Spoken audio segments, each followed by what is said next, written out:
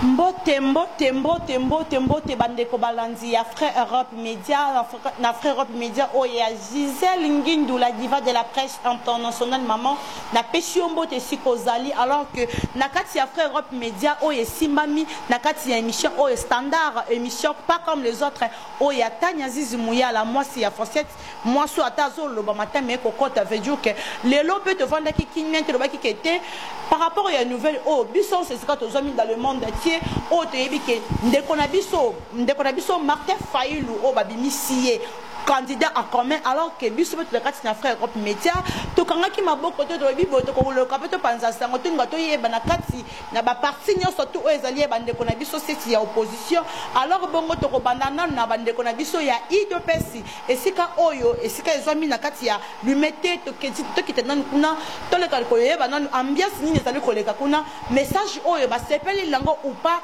alors biso nyoso ko landa ngo na kati ya Frère Europe Média boko yeba ba militant tant bazu sango oyo ba sepeli nango ou non, alors que à suivre to kitana kuna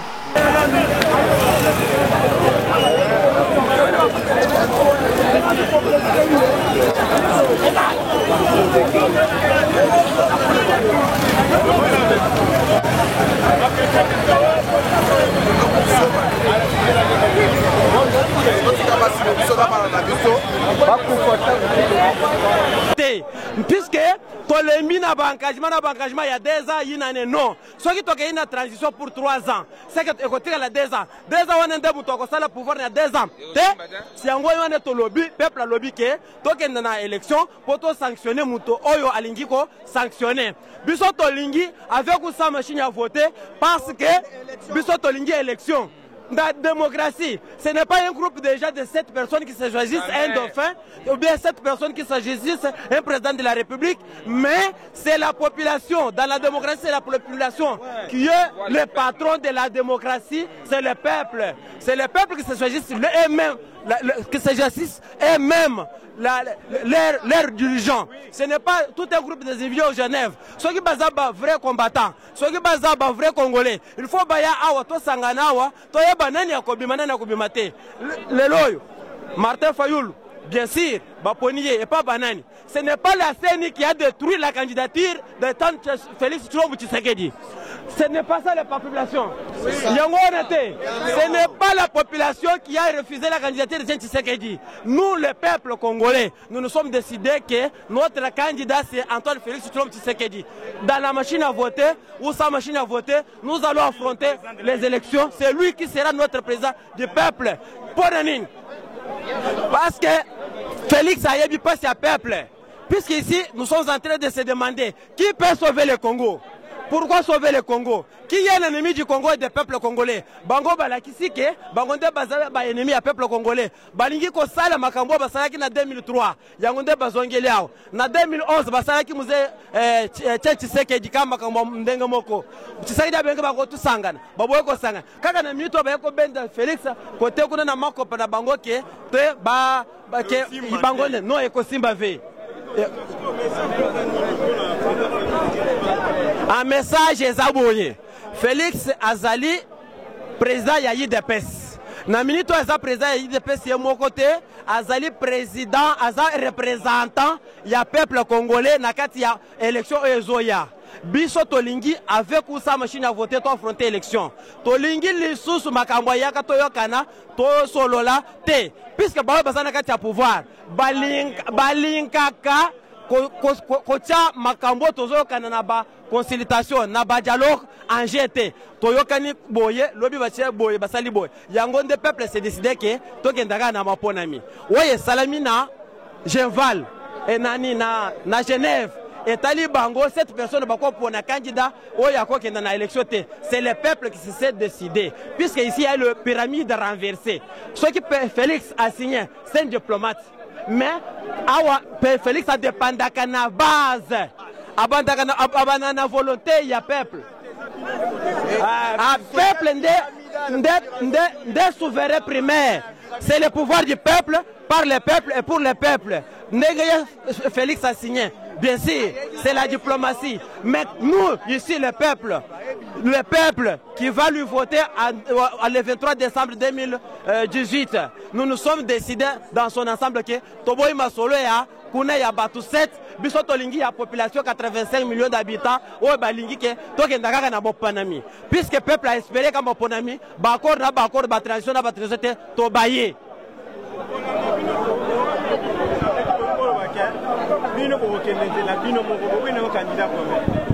Je n'ai pas bien compris la question.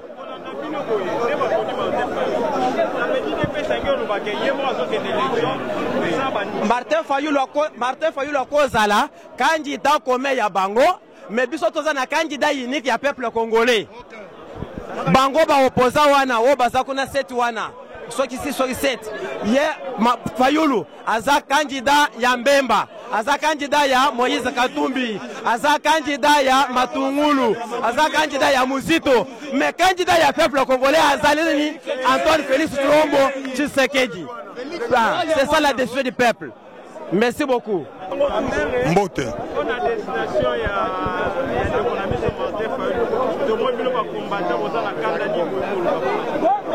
Biso toboyi. Pourquoi? Tobundi makasi pona dictature ekweya. Toza accompagné Martin Fayulu te. Nous qui sommes à la base. Toza base à Martin Fayulu te. Hein? Au moment où nous parlons, Tshisekedi Azaya Kolala, Azanate. Hein? Ça s'est craché sur la mémoire de Tshisekedi. Il a combattu autant des années pour accompagner Martin Fayulu. Ça ne peut jamais se faire. Ça ne peut jamais se faire. Et nous parlons, nous sommes catégoriques. Ça ne se fera jamais. Même par rêve, ça ne se fera jamais.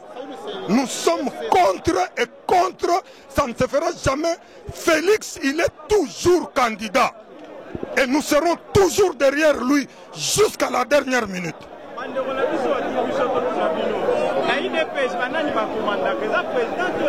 Nous avons la pyramide renversée. Ce n'est pas le sommet qui dirige la base, mais c'est la base qui dirige le sommet. À l'UDPS, c'est la pyramide renversée. C'est ce que les gens doivent savoir. Ici, c'est la base qui décide. Parce que tout le monde qui présente Félix Tshisekedi dans le meeting, pour les avoir dans triomphant, avec ceux qui vont appeler Moutoumoussou, Moutoumoussou va ponier, puis ils vont dans la ciméphore de Nima. Mais pourquoi ils sont dans l'IDP toujours? Je viens de te dire que nous sommes dans le système de pyramide renversée. C'est la base qui décide. Batonyo Sozo Mona Awa, Moutouata Moko Bengaki Bango et pas na Bangote. Alors, quand chaque personne a reçu l'information, Batoubalalité, position Nabiso Nyoso, les lotos salité. Alors, nous sommes décidés pour le changement. Nous sommes la population pour le changement. Ce n'est pas Félix qui doit nous convaincre. C'est nous qui doivent convaincre Félix. Ce n'est pas Félix qui doit nous convaincre. C'est nous qui devons convaincre Félix. Biso toza kunate. Tshisekedi n'a pas laissé la politique de la candidature commune. Hein? En 2011, Camera était en course. Tshisekedi est en course. On a battu les élections. C'est connu de tout le monde. Avec tous ces gens-là qui se disaient opposants de Kengo Andondo et tous les fantaisistes là, ils étaient là. Nous avons battu les élections. UDPS, c'est la base. C'est le peuple.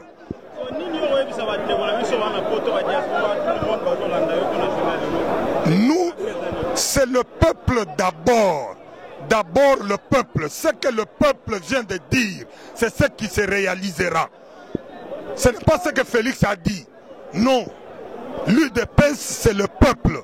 Nous demandons à tous les combattants, partout où ils sont, soyons unis et derrière une seule personne, Félix Tshisekedi, point barre. Merci. Mozito, Azan, non jamais sur la liste, il y a un candidat, mais à voter. Domoni Mbemba a voté. tomoni Moïse Katumbi a voté. Donc Félix était azalaki ka yemoko contre 6 personnes. Tondimi angote. Ceux qui balingi candidature commune, tolingi Félix azala. Félix azala liboso, ceux qui mutolinga aya tobundisa Kabila. Kozala ke o Fayulu, Fayulu est égal à Kabila. Toboyi, ceux qui baboyi, tokenda non de disperser. Toyebi que peuple congolais azasi mafachi. Na 2011, toyebi ke tokenda kabiso moko, tovotaka Tshisekedi. Lokola bango. Bazaina motema mabe balingi te démocratie changement ekota na mboka état de droit ekota bazali ko banga toyebisi bango ke batuna Kabila aza témoin batuna Ngoi Mulunda aza témoin bakende na bawei bakende kotuna oyo malu wana ayebaki ke mutu aganyaki élection eza Tshisekedi. Donc, à notre époque, nous n'avons pas peur à n'importe qui. Nous sommes derrière Fachi. Donc votez massivement. Les 6 présidents ont craché sur la tête de Tshisekedi. Oui, ils ont craché. Yebisanga batu nyonso wana ba opposant wana. Batata na bango bakufa. Bakufa. Est-ce que basalata 2 jours sans être enterré? Mais Tshisekedi azoko qui ça 2 ans. Pona mboko oyo azosibika pona mboko oyo bakundi yete siko biso tosepela tovote Fayulu wana tolobi Félix ou jamais tolobi bongo Fayulu azaki Félix Kabili mbote ndeko na ngai lelo tomoni bino ebela eza par rapport ya nini kanda bakisami awa complot ke ko salama na Genève ya lokuta contre la République et contre l'IDPS. C'est pourquoi Oyoki population tomboki lelo awa décision na biso zaboy. To rejeter ba dossier oyo ba signé na Genève. Dossier wana to pasoli yango na minute oyo to yebite biso base toza derrière Félix Sekeli. C'est pourquoi Zoyoka base après avoir toyoki soi-disant Fayulu. Papa, Fayulu azana base batuni Fayulu na RFI Fayulu yebise biso base na yo électorale ezana place nini Fayulu azana base ezana mopepe na bino ndenge bayokana ke zalaki que mutu nyonso bakocha azala candidat unique pona opposition boko soutenir ndeni lelo batie ndeko Martin Fayulu bozobo yango tala ces gens là il faut pas basa l'hypocrisie il faut basa sincère na makambo bazo sala balo banano d'abord que avant qu'on pèse mon valeur, qu'on pèse mon pouvoir, il faut monter la popularité. Après popularité, na peuple peut alanda si ma batouana va voter. Ozo pèse mon oyo azali impopulaire. Azali azangi base même nae. D'abord, mon à 5% sur le sondage. Mon tabon pour me se candidat comme bien bon. Président signé mais biso IDPS c'est la pyramide à renverser. C'est la base qui décide. Même si c'est de son vivant, bah PC poste na Mobutu. Mobutu a nommé un premier ministre. Mais le coup de la base de Toboya, qui serait dans l'habité. IDPS c'est la base qui décide. C'est pourquoi on dit les autres aliawa, tokoki ko sacrifier bo jeunesse na biso na mutu oyo et pas mutu d'abord combien batumba. Fayulu ko récompenser na biso na eloko nini. Fayulu d'abord la récompenser biso nini. Ya mutu biso bango boy. À partir d'aujourd'hui tolingi ko même maintenant président a ça le point de presse a retiré signature na ye. Dès lors que tokoma lobby soka retiré signature te masere bandi ndenge mususu. To boy ba biloko ya Fayulu to yebi Fayulu to yebi ete ezali complot mbemba Katumbi batu nyonso bakei ko se compléter contre Félix Sekedi. Balingaka ete Zaidi ngomba bis oyo basala na Sun City. Comment mutu oyo basali sondage même si le plan international c'est Félix Sekedi qui a favori pour les élections de 2018 le 23 décembre. Mais Bokei na complot na bino ba miyebi mbembe lokole balongole ba invalider a koki ko sepelate. D'abord Katumbi a sala déclaration le biboy. Ceux qui a participé à l'élection té a ça par tous les moyens que élection ça la maté. Voilà les preuves. Message ni no kopesa na papa nana kanda mabe na réalité. Na réalité mutu salinga passe na bakombata nyonso bazobenga na poto partout oyo bobengaka ngai tolobi boye ya Londres partout na Afrique du Sud biloko etombami bato bapike crise na Canada bamosusu baza na hôpital bato na minute Belgique eyindi na mbujima bato bakati forme awa na UDPS moto epeli. C'est pourquoi na bisi bino boy toboyi Fayulu puisque Fayulu ezali cadeau pesi Kabila. Cela veut dire baza na posa ba élection te donc baza na posa transition et réellement bato il faut baza sincère papa Shadari okende ko pesa Fayulu hein. Il faut voir. Mais c'est comme ça. Asali, c'est ça la politique. Félix, c'est Nakati a battu 7. À quoi il retirer signature? Mais c'est ça. La démocratie, il faut faire ça dans mon toit, ça n'a pas. Papa, même Bible le dit que. Attendez, s'il vous plaît. Même Bible, on donne Mouto, il y a besoin de ce qu'on a le côté bakopé, ça y est. Il faut que ce pouvoir de Mouto Zanabatou. Félix a signé, mais Bisso base Toboy. Félix a s'incliné dans Oya Bisso. Sinon, à Koyo, qui réaction, il a écopé la moto pendant 48 heures. À Koyo, message, c'est à l'immédiat, qui est une image. Il y a que Bisso, Yogason. Son yoana tombo population nyonso base tout tozayi déterminé tolingi to mona yena kitia bokonzi comme président nde mitema na biso ekitakati saline pour le moment tolingi koyoka komba Fayulu te. Pour preuve je t'informe ceci na minute bato ya INC bazana kati baye pas CG pour basa la déclaration que bazo soutenir Félix Tshisekedi Tshilombo. Excusez, on a qui interview à Félix Tshisekedi na Genève. Félix Tshisekedi a dit qu'on s'allait fort et on convaincre va combattre nyonso. Effort effort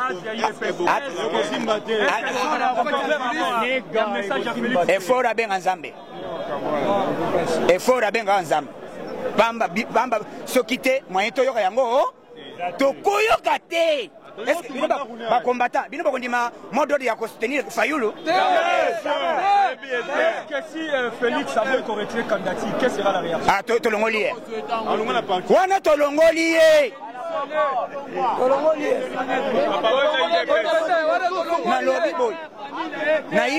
moi j'étais naza congressiste. Ce qui fait c'est que la longue signature n'a été tolongolier dans 48 heures. Mbala moko toche motomoso. Donc biso izama sécurité. Tokutia vina biso en danger te. Moto za lelo siko 36 ans en lite. Faille le soki awuti wapi moto sans base. Batuni na RFI azana base te. Alobi base neza na diaspora. Diaspora ngope alobi o nazo senga kaka na base ya IDPS ba parti ba chaye maboko to soutenir Fayulu. Papa Félix azama sécurité. Président Oyo va signer accord ya Genève. Moto aliboso mabe mbemba za muyibi. Escroc. Katumbi aza escroc. Bescroquer population. Batu nyonso travailler na Kabila. Je vous informe na lingana zanga yelo komoko ya webi sabino. Na kati ya salle, s'il vous plaît. Na kati ya salle, c'est Denis Sanga a sali bazo solo na Nemi conseiller ya Kabila. Bazo solo na ye mbongo etambole pas Denis Sanga. Aziba chombo ya batu nyonso ayebisi bango boy. Monta eza déjà wa. Samedi, comme ezalaki depuis 19h, Félix Tshisekedi favori. Bakei ba désigner Félix. Siko etikali point de presse ba sala dimanche na 15h, 14h ba donner changer. Bon, yoki déjà que batwana posa na bango balingaka Félix c'était yango tebisi bango boy. Mise en garde. Balingaka peuple te bakei ko trahir population. Biso na minute oyo to yebisi bango boy. Awa partout. Nambala Oyo, to seng président Félix a retiré signature naye, biso base Mbemba. Et puis toko sala lisusu allié na mutu te. Toboyi association.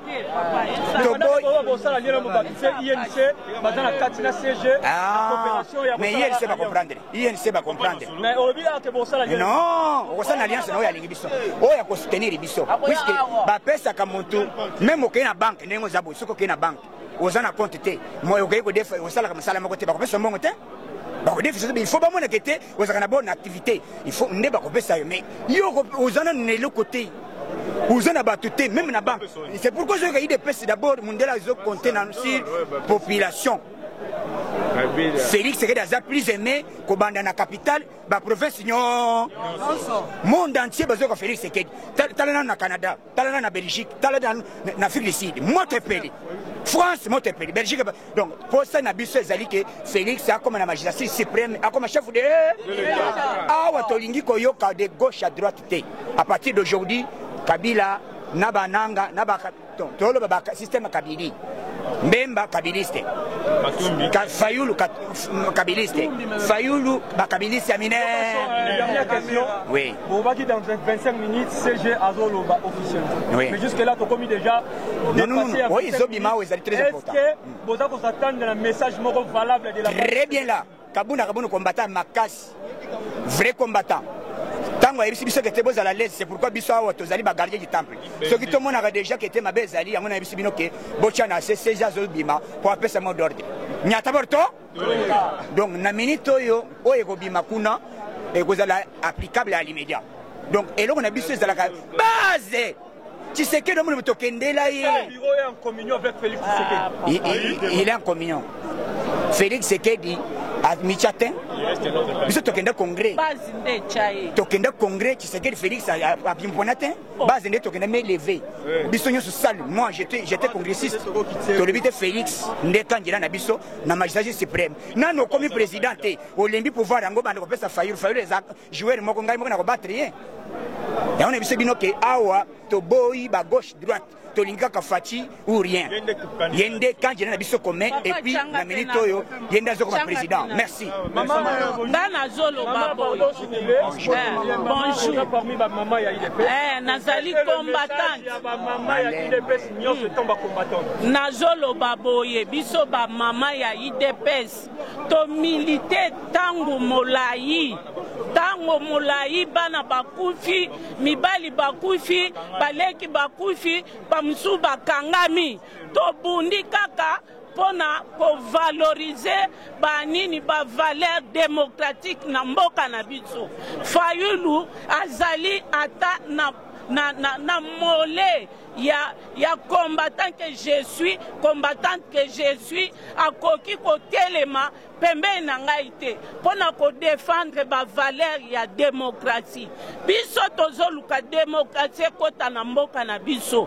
Toyebi état de droit et kokota.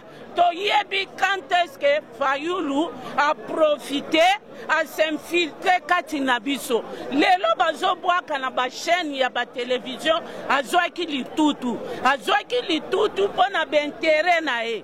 À cette époque, biso to perdre ba combattant awa bibembelala et bembata mokote ya combattant Fayulu et yaki ko lelama na permanence à IDPS. Donc tozolo baboy candidat na biso aza fati maboko pembe a dirigeant mboko te a simba biloko ya l'État te soki bango message ya ba maman ya IDPS ya ba maman ya IDPS pour le moment bokoloba nini pas Félix parce que déjà tozoyebisa Félix boy akanisa mukolo tokotaka congrès. Félix alobaki ke ako décevoir ba maman te, ako décevoir peuple congolais te. Yango la biso tozaka na sima na e. Ezala malgance nyonso basali. Bosi bomona wapi? Mutozali non aligné sur la liste ya ba candidat président okende ko voter candidat unique. Oso mona wapi? Élection na bango bake kosala ezali démocratique. Ye moko kimbuta bima lelo vino ekoma poubelle. Fayulu asalaka banque Lambert ye na mwasa kimbuta. La minute oyo tozokipe te. To comprendre loko moko madame. Tous contre un avec le peuple. Bango tout baza contre biso. mais biso toza na peuple bakende baélection na ndenge na bango d'abord eza à un seul tour bakende na ndenge na bango biso tokende na ndenge na biso biso na bango tokabwani vumambale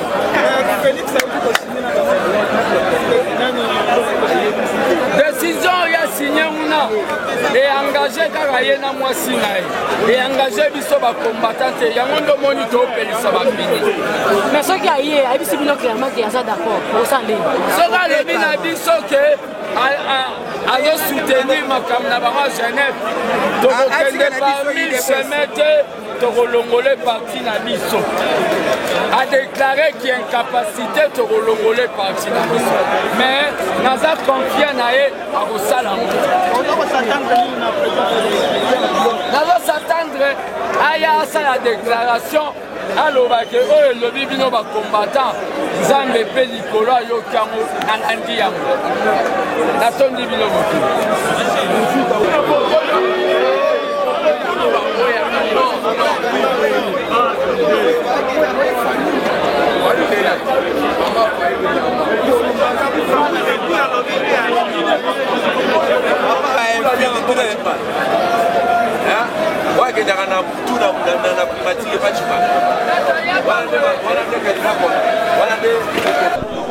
Quand on parlait, les gens nous jugeaient des extrémistes. On savait très bien, ils nous ont qualifiés même de talibans. On savait très bien que ces politiciens-là, des lobbying, ces politiciens-là affairistes ne vont pas soutenir celui qui est nationaliste. Et alors, mais la signature sur les documents, c'est la signature de votre président, Félix Tshisekedi. Lorsque vous contestez sa décision, vous ne voyez pas que c'est une désobéissance? Le président Félix a signé par contrainte de la communauté internationale. Il n'a pas consulté la base. Nous, la base de l'IDPS, nous disons non à ces histoires de Genève et nous réitérons notre confiance à M. Félix Tshisekedi comme candidat commun du peuple. Qu'ils continuent avec leurs candidats communs, des gens qui sont aisés, des gens qui ont des enfants qui étudient dans de grandes universités. Mais pour nous, le peuple misérable, imposé par les pouvoirs de Kabila, le peuple qui ne veut pas la continuité de ce régime, nous disons non. Et nous attendons notre président qu'il soit de retour pour venir écouter notre point de vue. C'est-à-dire, le point de vue est qu'il doit aller vers la magistrature suprême pour installer un état de droit. Alors, qu'est-ce que vous reprochez à Fayoulou? C'est aussi un Tshisekediste comme vous. Même un bébé de 5 ans, comme Tshisekedi disait, connaît très bien que Fayoulou n'a pas une assise, n'a pas une base politique. Vous pouvez circuler par micro-baladeur ici dans la ville. Vous demandez, je vous demande seulement de demander à 5 personnes le nom du parti de Fayoulou. Les gens ne savent pas même son nom. Et le secrétaire général Jean-Marc Aboum va se prononcer tout à l'heure. Vous attendez quoi de sa déclaration? On entend tout simplement la validation de ce que les combattants entendent. C'est-à-dire non aux histoires là qu'ils ont fait au Genève, si c'est dans le pays là. Est-ce qu'il en a le pouvoir face à la signature du président? Il est la deuxième personnalité du parti. Il fait l'intérim du président à ce moment ici. Il s'occupe de l'activité quotidienne. Le parti est en danger. Et je suis en train de dire, si le président Félix persiste, il n'a qu'à nous déposer sa démission à l'IDPS et nous allons l'accepter. L'IDPS, il y a trop de compétences, nous allons choisir un autre président. Mais je crois bien qu'il sera dans la logique des combattants, il fera ce que nous voulons. Merci beaucoup. C'est moi qui vous remercie.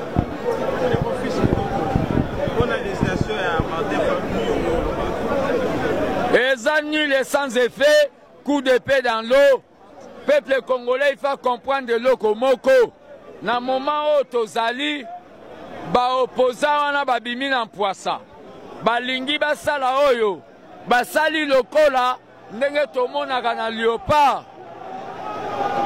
basali lokola ndenge tomonaka na Léopard olie batia bajoueur oyo bakobeta bien bazwi joueur moko ya lembele bakotisi biso makambo nyonso bambemba basali kuna na bakatumbi na bamuzitu epermettre biso tokabwana na bango bango bakende na ndenge na bango Bible eloba batu mibale so baotambola bazoyokana te esengeli bakabwana bango bakende na Fayulu na bango d'abord nazoloba na bato nga moko nanu naza secrétaire national ya UDPS na l'équipe Fayulu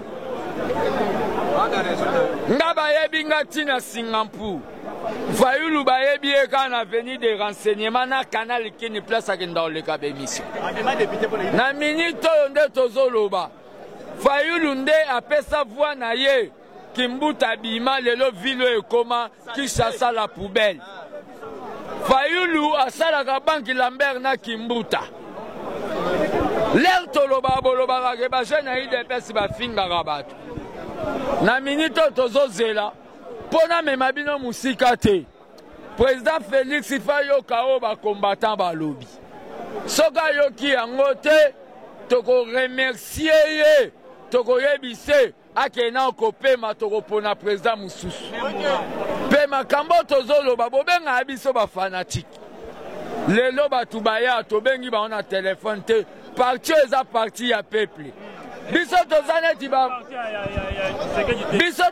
ba parti na bango te oyo président kondima na e parti ekoma nango fumbwa batu bandimi parti oyo eza ya peuple yango nde bomoni batu bayebo balobi babona bango makambu wana je crois bien président Félix aza na sagesse pe azala bien éduqué pa Tshisekedi père na biso akoyoka o biso tolobi pe akosalela Fayulu a continuer na ndenge na ye natondi bino botu Mbote papa journaliste. Bon, destination Martin Fayulu na kanda mabe kanda wana. En tout cas, so na bateau nde na okanela no Jean-Pierre Bemba la makambo ya sali. Ozuba Moïse Katumbi tous ces gens-là. Filmer na nous oyo ezali formation toyekolaki ya ba brevet ba témoin. Pona ko surveiller ndenge Fachi aza candidat na présidence. Formation na pepe biso peto former encore. Mais yebisangai. Ndenge babuzobo esalami ba poni Fayulu.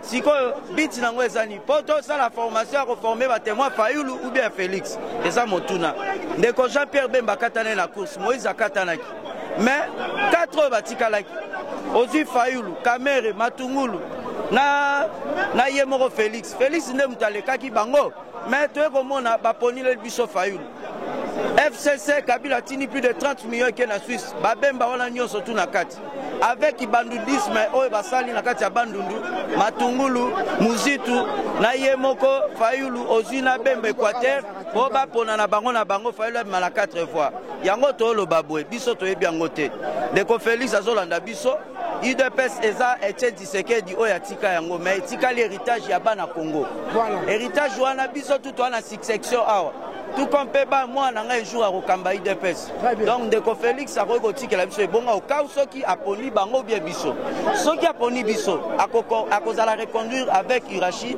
oyo yazo kamba ya parti na base ya parti pour que o biso tolingi eza que aboya makamba wa kome wana bazaba Yuda bazaba caméléon oh bazaki le 29 septembre wa balobi toza bomoko ngonde tala yango au moins que ndenge toza boy kobo Martin Fayulu eza par rapport ya Bemba bambongo etambwami ya ba FCC Martin Fayulu a mérité place wana te pe aza na base te adiembela kawa Martin Fayulu à chaque fois koya pas CGA wa Jean-Marc Kaboun ba marche et bandoza pourquoi bandaron na enseignement mais aro bandaron na awa na échangeur eza parce que ba bike awa eza base mais nyon surtout wana tozolo baboye Félix yebaka ozape na mandat na yo soit biso ou bien kuna mais yebaka que okozongela ka biso tozokende na candidature ya biso moko ya non dispersé makambo eza te ke o tosangana wana na pesi 48 heures ponga mo pe na komocha ordre batutu ya monde population bozali bosa ba marche wana ezala par rapport ya ko rejeter Martin Fayulu dans 48 heures atika place wana soi-disant pesa pe 568 heures oyo ba signé d'accord que etika la internel que comme eza Fayulu biso toboyi yango awa na IDPS tolinga on te po bat ba kufi ebele bomona ba mort et salama le 19 septembre bat ba kufi ebele bon sikoyo ba felo batika la na ba veuve bazelaka pouvoir pendant 37 ans pouvoir en nde to za sima Fayulu décider ah tondi mangote pour kande za mabe ba msu to rolia bangwa omona wapi océan et soutenir Kalamu omona wapi océan et soutenir Kalamu. C'est pour vous dire que l'IDPS est le plus grand parti d'Afrique. Toboyi yango. Na 2 jours, il y a conclave na bango pendant 3 jours. Félix Azala qui candidat au Waneko mené. Il arrive que, soudain comme ça, à la veille à clôture, Moïse na bemba, tozo tanga komono na nkopo ebi ke biso za ba combattant, to banga ke l'autre côté. Vie na biso za sacrifier pour la lutte oya liberté à opinion pe à peuple. Tozo bunda pour alternance à changement. Yeba ke o kolekate et kosimbate. Chose grave, majorité azo fêté tanga yoki Fayulu candidat comme opposition. Abengie Lilala. Et ça est ridicule pour Nabiso, to humilier qui Ndakala, et maintenant de notre tour, pas ça Lilala. Nzambe aza juste, vous voyez bien, à l'IDP, c'est la base qui décide. Je dis bien, c'est la base qui décide. Nous, on a décidé, et kolekate, to pesibino 48 heures. Pour le président Félix, to pesio 5 heures du temps. On peut se renoncer au nom de la base. Biso base to boy, IDP c'est ayote et ça biso nyonso ndenge to za to décider, IDP c'est ayote to tchakio pour représenter biso. To Congoli ba mbongo la biso ba $1 to tchaki pour na Fayulu te. On rassira ki biso que au nom du peuple, au nom ya mémoire, il y a président fait Etienne Tshisekedi, donc je le salue, je regarde de belles moments que au Koko misabiso na suka yango nde ya koza Fayulu, ceux qui camaraderie na poto. Awa, c'est la lutte et l'alternance du pouvoir. Cette fois-ci, IDPS ou rien. Alors, de ce baboy, on va salir na Genève examen contre peuple. Il y a volonté peuple. Tu as un meeting à tout de chaque espoir sur la Félix. Tu n'y as pas de bangoté. Mais on va que ça la volonté à peuple tamukete. Il y a d'autres senga donc il va retirer donc pour la ballongolaï. Biso donc soutenir Félix. Ça Félix ou rien. Pourquoi il candidature à Martin alors pensez vous tout à la base vous tout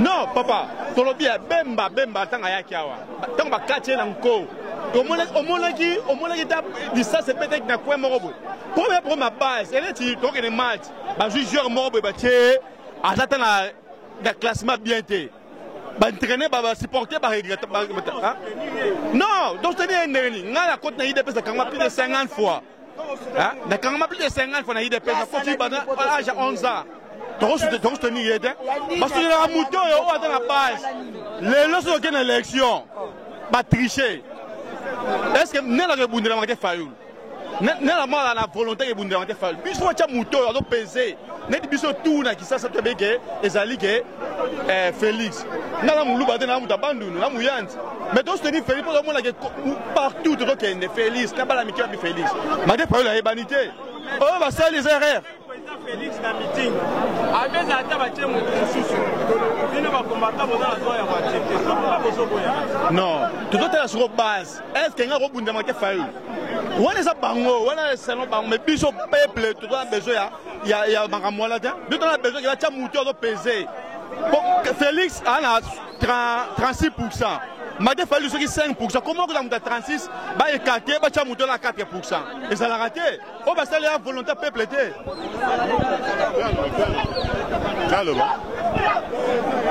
Biso tozo manifester kanda. Matungulu ye moka lobaki IDPS eza fille né à opposition té. UDPS ezali maman ya opposition. Comment maman bozote mopanzi au profit ya batumora mike. Fayulu aza incapable ya kosala ta meeting avec 1000 personnes.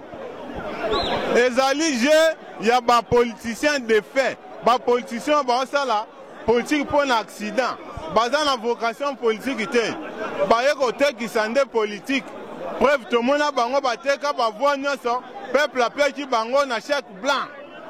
Sikoyo bango bamoni ke UDPS aux affaires mingi baozongela ba activité baozasu ba politicien te yango wana baroule UDPS. C'est vrai, signature peut être retirée, on peut signer et on peut retirer. Moi je demanderai à notre président, c'est un homme intelligent, de prendre ses responsabilités. Ce qu'on a une information, beaucoup de sièges provinciaux sont déjà incendiés. Rien n'empêche que Oyezika. Ce qui doit nous temporer pour que secrétaire à ça, tu peux moi message moi bien la top Congo. Todo senganayo amitié na bino. Ezala kosangisa basité. UDPS, c'est nous qui sommes les chefs. Nous avons porté parole, il y a un peuple. On t'a choisi à travers de nos $1 en net. Je veille du matin au matin. Pour que nous kosunga, mutaza pas même Ndakala. Ndakala n'a litaka, n'a pas gagné. Le gars va préparer Ndakala, yo obimisi litaka. Vous voulez jouer de nous? Viens, toza kolingayo, mais kokene musikate. Tolingiti 18h. Oh, retirer signature nayo. Ton père ne mettait pas de l'eau dans la bouche pour n'arobo et loco. Tout le monde là bas au rang des Nations Unies baye, le quoi baye qui n'a makamboza l'intérêt à peuple vient à bino à tellement pas boya. Alors yope pour l'intérêt de la nation. Boya et loco ana. Depuis que mingi bazaki infiltré. Si bah soit disant bah chargé en sécurité à président. À l'ungwe président, à Eko Salier, Nabino Basala et Pelo, Teteba, que ça va aventure. Alors, retirez Yangona Malembe.